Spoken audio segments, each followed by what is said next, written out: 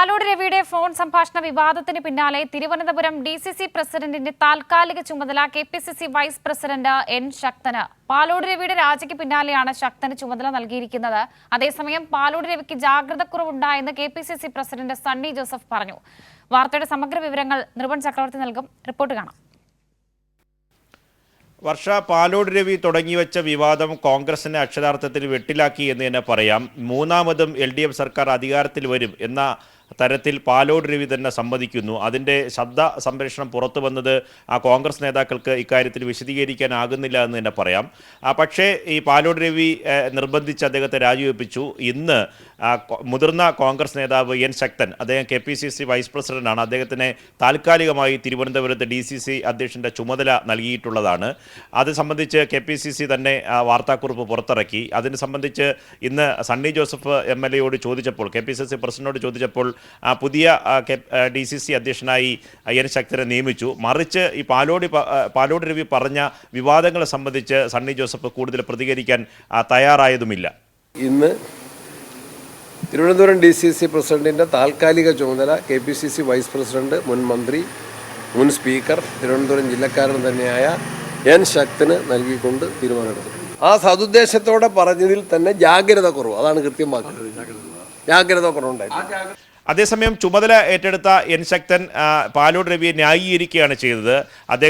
അദ്ദേഹം ചെയ്യാത്ത കുറ്റത്തിന് വേണ്ടി അദ്ദേഹത്തിന് പദവി നഷ്ടമായി എന്ന നിലപാടാണ് N ശക്തൻ സ്വീകരിച്ചത്. മാത്രമല്ല DCC അദ്ദേഹം ശക്തമായി നയിക്കുമെന്നും N ശക്തൻ പ്രതികരിച്ചു. അദ്ദേഹം ചെയ്യാത്ത തെറ്റിന് ശിക്ഷ അനുഭവിച്ചു എന്നാണ് ഒറ്റ വാചകത്തിൽ എനിക്ക് പറയാനുള്ളത്. അദ്ദേഹത്തിന് ഇപ്പോൾ മാറിയത് ചെയ്യാത്ത കുറ്റത്തിനാണ് എന്നാണ് എൻ്റെ അഭിപ്രായം.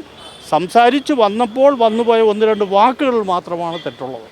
വിവാദങ്ങൾ അവസാനിക്കുന്നില്ല. കാരണം ഇടതുപക്ഷം ഇത് വ്യാപകമായി സോഷ്യൽ മീഡിയയിലും നേതാക്കളുമൊക്കെ തന്നെ ഈ പ്രചരണം ഏറ്റെടുത്തിട്ടുണ്ട്.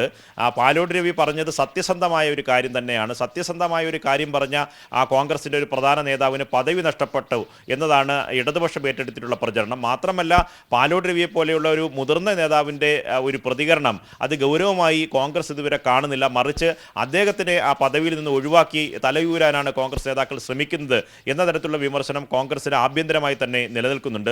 ഒപ്പം തന്നെ ഇതിനോടൊപ്പം കൂട്ടി വായിക്കാനുള്ളത് പാലോട് രവിയുടെ പദവി നഷ്ടമായതിനെ തുടർന്ന് അത് ആഘോഷമായി ചില യൂത്ത് കോൺഗ്രസ് പ്രവർത്തകർ ഏറ്റെടുത്തു എന്നതാണ്. ഇന്ന് പെരിങ്ങമലയിൽ നിന്ന് യൂത്ത് കോൺഗ്രസിൻ്റെ മണ്ഡലം വൈസ് പ്രസിഡന്റ് കഴിഞ്ഞ ദിവസം രാത്രി തന്നെ പാലോടിൻ്റെ പദവി നഷ്ടമായപ്പോൾ അദ്ദേഹം പ്രദേശത്തെ ജനങ്ങൾക്കെല്ലാം ഈ ലഡുവും ജിലേബിയെല്ലാം വാങ്ങി വിതരണം ചെയ്തു എന്നതാണ്. അതിൻ്റെ വീഡിയോയും ഇന്ന് സോഷ്യൽ മീഡിയയിൽ വൈറലാണ്. അങ്ങനെ കോൺഗ്രസിനുള്ളിൽ വലിയ തരത്തിൽ ആഭ്യന്തര പ്രശ്നമായി ഇത് പാലോടിൻ്റെ രാജി മാറുന്നു.